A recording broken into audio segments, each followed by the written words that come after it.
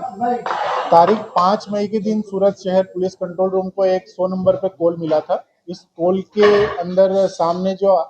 Collar था उसने इस तरह की विगत बताई थी कि उसके मकान के अंदर कोई अजाने व्यक्ति जो है वो अपना खुद का लगाया हुआ लॉक तोड़ के दूसरे लॉक लगा के अंदर चले गए हैं। लोकल पुलिस ने जब वहां पे संपर्क किया और देखा तो उस कमरे के अंदर लगभग 47 मोबाइल बिन वारसी हालत में मिले थे।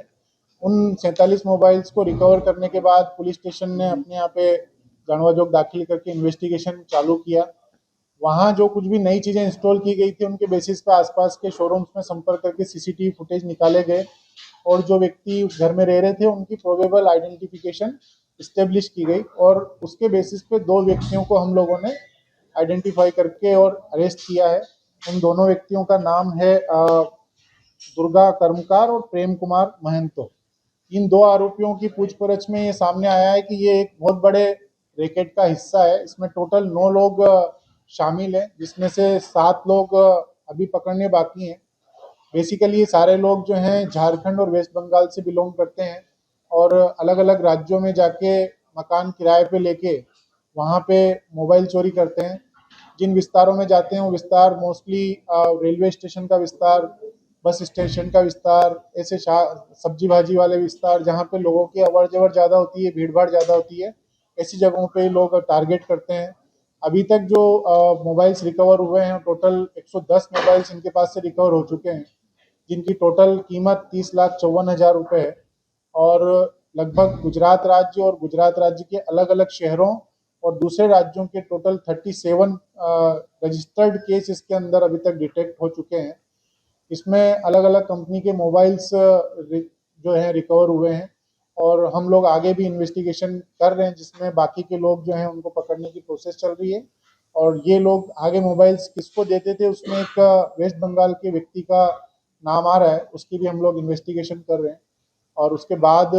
इनका किस तरह से यूज़ होता था, इनका किस तरह का ट्रांजैक्शन था, साथ में और भी इनकी गैंग में कोई शामिल है या नहीं है, ये सब डिटेल्स जो हैं पुलिस आगे निकाल। नॉर्मली कई जगह जहाँ पे मकान किराए पर लेते थे तो 1-1.5 महीने के लिए मकान किराए पे लेके 2-3 कमरे लेते थे, जिसमें एक कमरे के अंदर अपना चोरी का माल रखने का वहाँ पे पर्सनली खुद रहते नहीं थे और दूसरी जगह पे सारे लोग एक मकान के अंदर रहते थे और जब भी कभी कोई चोरी करते थे तो चोरी करने वाले के इर्द गिर्द हमेशा इनके जो साथी हैं वो रहते थे और वो लोग जैसे ही चोरी किया हुआ माल उसको मिलता था तो वो व्यक्ति दूसरे काम में लग जाता था और ये मोबाइल चोरी किया हुआ मोबाइल वो अपनी सेफ जगह के ऊपर जाके स्टोर कर देता था।